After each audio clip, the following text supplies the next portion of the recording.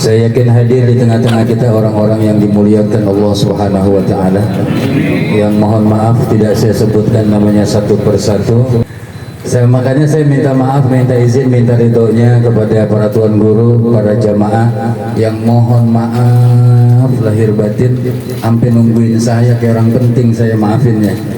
Mudah-mudahan duduknya kita di majelis zikir pada malam hari ini menjadi wasilah nanti duduknya kita di surganya Allah Subhanahu wa taala. Salawat ma'asalam semoga senantiasa tercurah limpahkan keharibaan junjungan alam baginda Nabi besar Muhammad sallallahu alaihi wasallam minadh dhulumati ilan nur. Mudah-mudahan dengan kita memperbanyak membaca salawat kepada Rasulullah, insyaallah di yaumil qiyamah nanti kita dapat syafaatul uzmah dari beliau baginda Nabi kita Muhammad sallallahu alaihi wasallam. Amin ya rabbal alamin. Majelis yang paling indah, majelis yang paling mulia adalah majelis yang turun rahmah dan berkah dari Allah Subhanahu wa taala. Dan salah satu cara untuk kita menurunkan rahmah dan berkah dari Allah, itu salah satu caranya adalah dengan kita membaca sholawat kepada Sayyidina Muhammad sallallahu alaihi wasallam. Maka biar tambah berkah kampung kita, amin. Biar tambah dikabulin doa-doa kita pada malam hari ini, kita baca sholawat kepada baginda Nabi kita Muhammad sallallahu alaihi wasallam. Sallallahu ala Muhammad sallallahu alaihi wasallam. Sallallahu ala Muhammad sallallahu alaihi wasallam. Semuanya sallallahu ala Muhammad sallallahu alaihi wasallam. Sallallahu ala Muhammad sallallahu alaihi wasallam. Sallu ala Nabi Muhammad. Malam hari ini acaranya 40 hari wafat kepergian orang tua kita almarhum Bapak Haji Hamdani bin Bapak Haji Usman. Kita doakan mudah-mudahan beliau Allah ampuni semua kesalahan dan dosa-dosanya. Allah terima amal ibadah dan kebaikannya, dan Allah jadikan kuburnya raudhah min riyadil jannah, taman di antara taman surganya Allah Subhanahu wa taala. Anak, cucu, menantu semua yang ditinggalkan, keluarga besar kita doakan mudah-mudahan diberikan kesabaran, ketabahan menerima ujian dari Allah Subhanahu wa taala. Amin ya rabbal. Kullu nafsin dha'iqatul maut. Setiap yang bernyawa, setiap jiwa pasti akan merasakan yang namanya kematian. Za'iqah itu rasa, za'iqah rasa. Itu kalau bapak minum kopi nggak pakai gula rasanya apa? Pahit. Kalau dikasih gula manis. Ada yang pesan udah dicampur gula nggak pakai diaduk. Kopinya kopi naga, liong naga. Ada nggak di sini liong naga? Cuman saya nyampe belum ngopi langsung disuruh naik.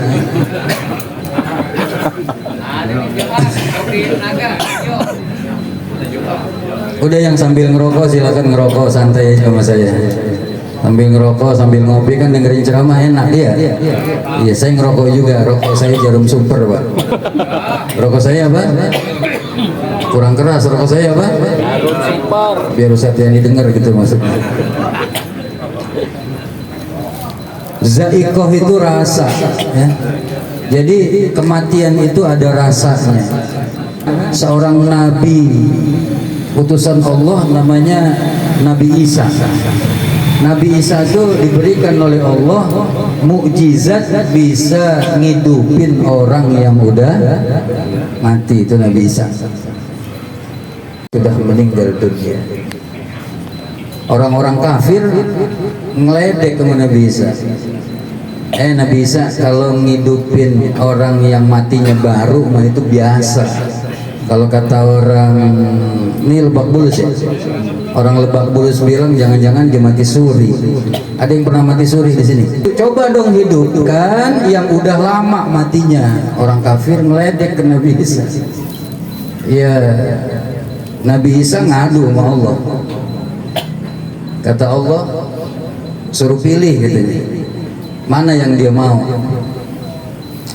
Atas izin Allah, itu Nabi Isa ketika ditunjuk suruh pilih sama orang-orang kafir itu suruh pilih tunjuk makam yang mana, orang-orang kafir nunjuk makamnya Sam bin Nuh. Makam siapa? Sam bin Nuh. Makam itu Nabi Isa sholat 2 rakaat di samping makam itu, kemudian mohon kepada Allah, ya Allah, hidupkan kembali ini Sam bin Nuh, bangkitkan kembali dari dalam kubur. Atas izin Allah, Pak. Mungkin apa enggak? Kalau ditanya jawab, Pak. Mungkin apa enggak? Apa yang enggak mungkin bagi Allah? Innama amruhu idza arada syai'an ayyaqula lahu kun fayakun. Jadi kata Allah, jadi. Itu Sam bin Nuh bangkit dari kubur. Jadi kalau ada orang bangkit dari kubur bukan zaman film Susana doang, Pak. Ada bangkit dari kubur. Jadi semenjak zaman Nabi Isa udah ada orang bangkit dari kubur, namanya Sam bin Nuh. Dibangkitkan oleh Allah dari dalam kubur. Nabi Isa nanya sama Sam bin Nuh, wahai Sam bin Nuh, dulu rambut dan janggutmu itu belum putih, sekarang kenapa sekarang ini putih gitu? Kata Sam bin Nuh, aku mendengar seruanmu wahai Nabi Allah Isa. Aku mengira bahwa hari kiamat akan tiba. Kaget dia Sam bin Nuh itu. Dia pikir seruan Nabi Isa itu hari kiamat untuk bangkit dari kubur.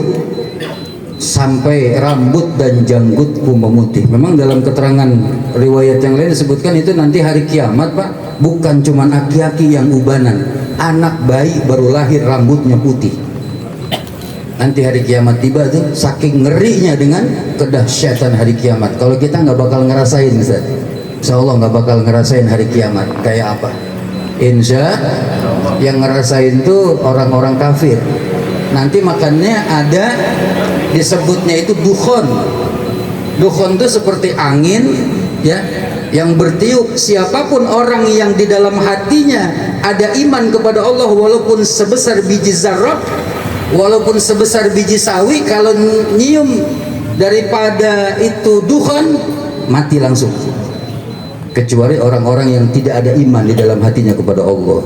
Jadi mereka ngalamin kiamat ntar, kalau kita enggak. Amin. Amin, Pak. Berani amat sama hari kiamat. Yang kedua, Nabi nanya sama Sam bin Nuh, sudah berapa lama engkau berada di dalam kubur ini? Kata Sam bin Nuh, wahai Nabi Allah Isa, sesungguhnya aku sudah berada di alam kubur ini dari mulai aku diwafatkan oleh Allah Subhanahu wa taala, sudah 4.000 tahun lamanya. Berapa lama, Pak? 4.000 tahun. Ada yang mengatakan 3.000 tahun, ada yang mengatakan 4.000 tahun. Wahai Nabi Allah Isa, sesungguhnya aku sudah dimatikan oleh Allah Subhanahu wa taala, sudah berada di alam barzakh ini sudah 4.000 tahun lamanya. Tapi demi Allah, rasa sakit daripada ketika aku dicabut nyawa oleh malaikat Israel sampai sekarang belum hilang dari jasadku. Padahal Sam bin Nuh sudah dimatikan oleh Allah selama 4.000 tahun, tapi rasa sakit ketika dicabut nyawa belum hilang sampai sekarang, kata Sam bin Nuh. Allahu Akbar. Sakit, Pak, orang dicabut nyawa. Zaikoh, rasa. Makanya kita doanya tuh asal habis sembahyang, Allahumma hawwin alaina fi sakaratil maut. Ya Allah, mudahkan kami ketika sakaratul maut. Amin ya rabbal Itu bicara zaikoh, kematian. Nah, ini malam orang Betawi bilang kita ada di pertengahan bulan Sya'ban, bulan Roah. Orang Betawi bilang, ya, bulan apa? Bulan Roah. Orang Jawa bilang munggah puasa. Munggah itu apa, Pak? Naik. Apa yang ditaikin? Yang depan ngomong bini itu. Yang ditaikin apa? Sodakohnya ditaikin, ibadahnya ditaikin, apalagi doanya ditaikin. Kalau kemarin di bulan Rajab kata Rasulullah, inna rajaba syahrullah, sesungguhnya Rajab itu bulannya Allah. Maka Rasulullah menganjurkan kepada kita untuk memperbanyak membaca istighfar Rajab. Rabbighfirli warhamni wa tub alayya. Bacanya pagi sama sore, jadi subuh sama maghrib. Subuh 70, maghrib 70. Itu orang tua kita ngajarin dulu begitu. Rabbighfirli warhamni wa tub alayya. Rabbighfirli warhamni wa tub alayya. Subuh 70, maghrib 70. Barang siapa yang mengamalkan istighfar Rajab, kalau dia mati meninggal dunia, jasadnya enggak tersentuh api nerakanya Allah Subhanahu wa taala. Amin. Ya Rabbal, ini mudah-mudahan istighfar Rajab yang udah kita baca dikabulkan Allah Subhanahu wa taala. Dan Rajab itu bulan penghapusan kita punya dosa dalam jasad kita. Bulan Rajab itu penghapus dosa jasad kita. Makanya banyakin istighfar. Mata sering melihat sesuatu yang diharamkan Allah, itu di bulan Rajab diusap sama istighfar itu. Habis sudah nih. Kalau ada lisan kita sering ngomong kata yang kotor-kotor, sering menghina orang, menfitnah orang, di bulan Rajab dengan istighfar Rajab yang kita baca, habis diusap tuh semua. Tangan kita pernah mengambil, merampas sesuatu yang diharamkan Allah, itu di bulan Rajab diusap, dihapus dosa tangan kita yang pernah mengambil harta orang lain. Kaki terus, makanya Rajab itu penghapus dosa jasad kita. Amin. Amin. Ya Rabbal. Sya'ban itu adalah bulanku. Kalau kita pernah dengar ayat Allah yang memerintahkan kita bersalawat, innallaha wa malaikatahu yusalluna 'alan nabi.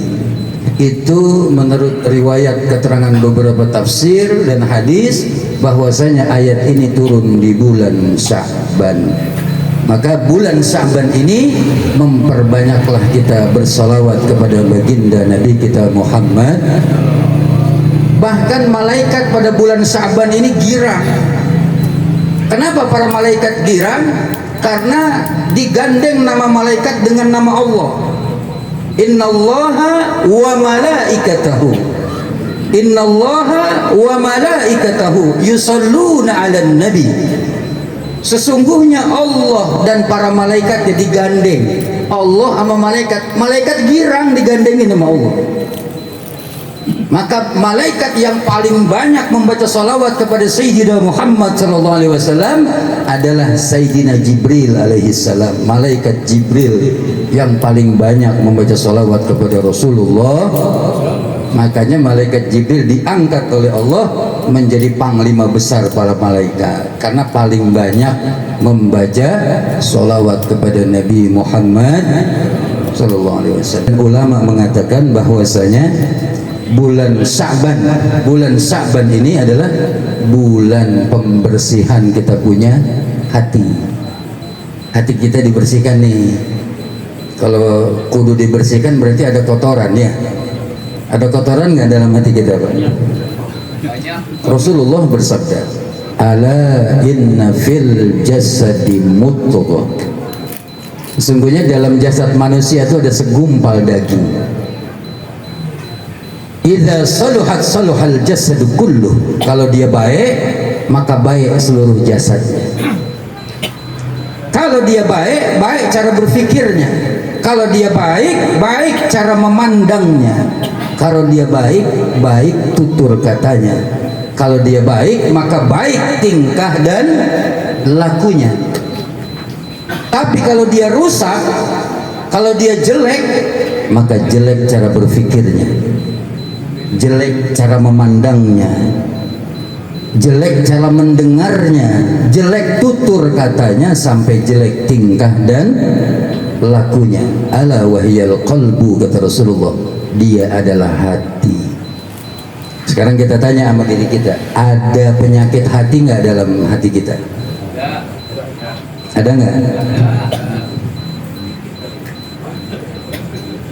Di antara penyakit hati, Pak, masih hidup ini? Di antara penyakit hati manusia itu ada yang disebut hasad. Apa? Hasad. Hasad itu kalau saya pernah belajar dari Ustadz Ahmad Yani, itu hasad itu sebuah kedengkian. Tuh, hasad itu sebuah kedengkian. Kalau menurut istilah, hasad itu adalah perasaan nggak senang ketika melihat orang lain dapat nikmat dari Allah. Nah, itu hasad. Susah lihat orang senang, senang melihat orang susah.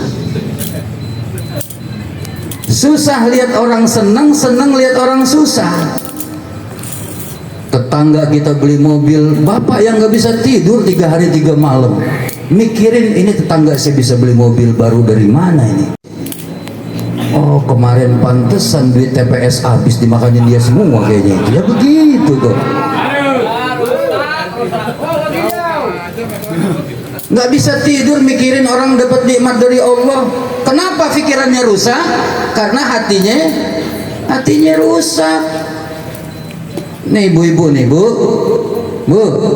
ada tetangga ibu suaminya nikah lagi, ibu yang nggak bisa tidur. Lu ngapain dipikirin suami orang yang nikah lagi? Ya doain aja supaya suami ibu bisa nyusul, kan begitu. Kata ibu-ibu, Ustadz begini jangan diundang lagi besok katanya. Itu dengki. Ya Allah, Pak, Rasulullah kasih peringatan keras sama kita. Hati-hati dengan kedengkian, hati-hati dengan sifat hasad, kata Nabi. Sebab dia bisa menghancurkan semua amalan kebaikan yang kalian lakukan, sebagaimana api yang membakar kayu bakar. Mohon maaf lahir batin, Pak, orang yang punya sifat dengki dalam hatinya bukan dia nggak sholat, dia sholat. Orang yang punya sifat dengki dalam hatinya bukan dia nggak puasa, dia puasa. Nanti Ramadan ada warning khusus buat orang yang berpuasa. Apa kata Nabi? Berapa banyak orang yang berpuasa cuma dapat lapar sama haus doang. Kok bisa orang puasa cuma dapat lapar sama haus? Karena dia tidak menahan pandangannya dari sesuatu yang diharamkan Allah. Karena dia tidak menahan pendengarannya dari sesuatu yang Allah nggak suka. Karena dia tidak menahan lisannya dari berkata-kata yang menyakiti hati orang lain. Ustadz, dia nggak nonton sesuatu yang diharamkan Allah. Dia nggak ngambil barang yang bukan haknya. Lisannya dijaga sama dia, tapi dia nggak jaga hatinya. Menahan lapar, menahan haus, tapi di dalam hatinya bersemayam kedengkian kepada tetangganya. Di dalam hatinya ada kedengkian kepada saudaranya. Na'udzubillahi min. Makanya kata Rasulullah, hati-hati sama sifat dengki, karena dia bisa menghancurkan semua amalan kebaikan yang kalian lakukan, sebagaimana api yang membakar kayu bakar. Na'udzubillahi min. Itu yang pertama, Pak, penyakit dengki. Bahaya nggak? Bahaya nggak? Yang terakhir, yang terakhir ya. Terusin kayak ini, Pak. Terus nggak, Pak? Situ mah enak, terus mari ngopi sama ngebul, terus.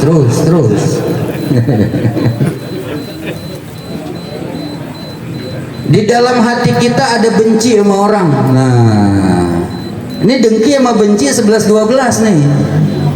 Ini penyakit tua. Kenapa dikatakan penyakit tua? Karena ini warisan dari iblis laknatullah alaih. Ketika iblis nggak senang ketika ngelihat Nabi Adam dapat nikmat dari Allah, Allah perintahkan kepada Nabi Adam, usjudu li Adama. Ya, fasajadu illa, Allah perintahkan kepada para malaikat semua penghuni surga untuk sujud kepada Nabi Adam. Sujud semua para malaikat dan penghuni surga kepada Nabi Adam atas perintah Allah, illa iblis, kecuali iblis nggak mau sujud kepada Nabi Adam. Makanya kata Allah, keluar kamu dari dalam surga, kan nggak ikut perintahku, kata Allah. Dikeluarkan iblis dari dalam, lantaran di dalam hatinya ada dengki sama Nabi Adam alaihissalam. Ini bahaya nih Pak, sifat dengki ini. Yang kedua, benci. Benci diwariskan oleh iblis kepada anak cucu Adam. Qabil sama Habil saling membunuh lantaran apa? Lantaran saudaranya nggak senang saudaranya yang lain dapat nikmat dari Allah. Anak kandung bukan itu?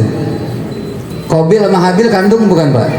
Saudara kandung saling membunuh. Kenapa? Karena ada sifat dengki dan benci dalam hatinya yang diwariskan oleh iblis laknatullah alaih.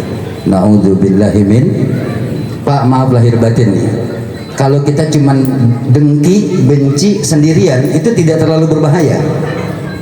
Walaupun sebetulnya berbahaya, dengki dan benci ini berbahaya sebetulnya. Tapi tidak terlalu berbahaya ketika kita benci sama orang, ketika kita dengki sama orang cuman sendirian. Kita dengki ini sama tetangga kita, diem aja, gue kedebat sama dia dalam hati.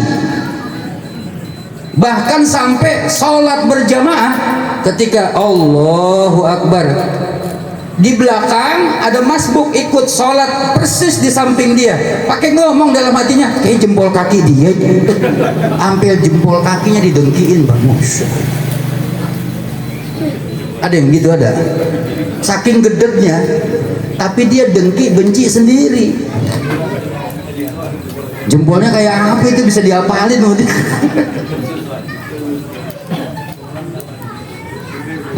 Yang sangat berbahaya dan sangat sekali berbahaya adalah ketika kita benci ngajak orang. Dalam hati kita bukan jadi benih lagi, udah jadi pohon yang besar, bahkan sudah berbuah, namanya buah kebencian. Itu buah kebencian kita bagiin sama tetangga kanan kiri depan belakang kita. Kita bagikan sama saudara-saudara kita buah kebencian itu. Kita bagikan buah kebencian itu lewat sosial media, di grup WhatsApp, di Facebook, di Instagram, di Twitter, di semua sosial media. Kita tebarkan benih kebencian itu. Apa yang dia katakan? Mari kita benci berjamaah sama dia. Na'udzubillahi min dzalik. Kalau ngecak komisi berjamaah enak ya. Makan durian berjamaah enak. Nih ngajak benci berjamaah. Ada nggak yang begitu? Ada nggak yang begitu? Bahaya nggak ini? Bahaya Pak. Benci ngajak orang, dengki ngajak orang. Masya Allah. Hati-hati, ini mau puasa nih. Ini mau puasa. Sekarang saya mau tanya, ambil garis simpelnya gini. Kita di rumah tangga ada anak bini. Kalau seandainya seorang suami dan istri saling benci, saling dengki, apa yang bakal terjadi di rumah tangga itu? Jawab Pak. Pak? Oh malu pada pulas, ini saya pulang nih ya. Cerai bubar. Kalau ada seorang suami dan istri saling benci, saling dengki, apa yang bakal terjadi? Hancur nggak tuh rumah tangga? Hancur. Masya Allah. Punya anak 5, semua saling dengki, saling benci, hancur nggak? Hancur. Yang lebih luas, ini lingkungan daerah mana namanya nih? RT berapa nih? RT 7? Mana Pak RT mana? Oh ini Pak RT. Pak RT siapa namanya? Pak RT Muharram. Wajahnya wajah ahli sorga Pak RT kita. Kita doain biar panjang umur. Amin Pak, biar kencang. Pak RT doain panjang umur. Tambahin berkahnya. Tambahin bininya. Satu RT kita di sini, semua warganya saling dengki, saling benci, apa yang bakal terjadi? Hancur. Hancur. Hancur. Israel kedua ini. skup yang lebih luas, bangsa dan negara yang kita cintai, bangsa dan negara Indonesia yang kita cintai saat ini. Kalau seluruh rakyat Indonesia isinya saling dengki, saling benci, apa yang bakal terjadi? Hah? Hancur nggak? Hancur ini bangsa. Kalau isinya saling dengki, saling benci, ya Allah. Udah jelas-jelas bahwasanya orang yang di dalam hatinya punya dengki dan benci bakal hancur. Bukan cuman buat dirinya, satu keluarga bisa hancur. Bukan cuman keluarga, satu RT bisa hancur. Bukan cuman satu RT, satu bangsa bisa hancur kalau isinya rakyatnya saling mendengki, saling membenci. Na'udzubillahi min dzalik. Maka di bulan Sa'ban ini kotoran hati, penyakit hati mesti kita keluarin nih. Ada nggak dengki sama tetangga? Kalau ada, keluarin. Gitu. Makanya munggah puasa itu sebetulnya ini runtutannya dari anak sama orang tua. Anak sama orang tua itu munggah puasa. Kalau yang udah pada nikah tuh misah, itu anak yang dari jauh datang ke rumah orang tuanya. Yang dari jauh datang ke rumah orang tuanya. Jadi silaturahmi ke rumah orang tua itu bukan lebaran, sebelum puasa, munggah puasa. Sekarang saya mau lihat mana yang bapak ibunya masih ada, angkat tangan. Yang bapak ibunya masih ada, angkat tangan. Yang nggak angkat tangan berarti menganggap bapak ibunya udah meninggal. Ayo angkat tangan. Oh, berarti ini anak yatim semua di sini ya, pada nggak angkat tangan ini. Yatim piatu semua. Salah ngomong saya. Udah pada nggak ada ya Pak? Udah meninggal semua? Masya Allah. Kalau seandainya ada anak cucu keturunan kita yang dengar pada malam hari ini yang orang tuanya masih ada, munggah puasa datang ke rumah orang tua, silaturahmi ke rumah orang tua. Ngapain? Minta maaf, minta ridho dari orang tua. Kok Ustadz minta ridho sama orang tua, bukannya ridho punya Allah? Allah fi ridhol walidain wa suhtullah fi suhtil walidain. Keridoan Allah terletak pada keridoan kedua orang tua kita, dan kemarahan Allah, kemurkaan Allah terletak pada kemarahan, kemurkaan kedua orang tua kita. Maka anak yang bapak ibunya masih ada, menjelang Ramadan datang ke rumah orang tua, sungkem, sujud, minta maaf, minta ridho dari orang tua. Tapi jangan tangan kosong datang ke rumah orang tua. Jangan bawa doa. Jangan bawa doa, bawa beras sekarung, 2 karung. Jangan sampai ibu kita puasa pakai beli beras ke warung, kayak nggak punya anak gitu. Buset, pakai nyebut mahal. Beli. Ya, menjelang puasa bawain beras emak kita, bapak kita sekarung. Persiapan buat puasa yang 50 kilo cukup nggak buat sebulan? Cukup. Bukan cuman beras, kormanya liatin. Kan kalau puasa identik sama korma. Jangan sampai emak bapak kita buka puasa pakai bakwan doang sama tahu. Buka puasa pakai korma. Yang bapaknya masih ada, baju kokonya bapak kita beliin baju baru buat orang tua, bukan lebaran tapi sebelum puasa.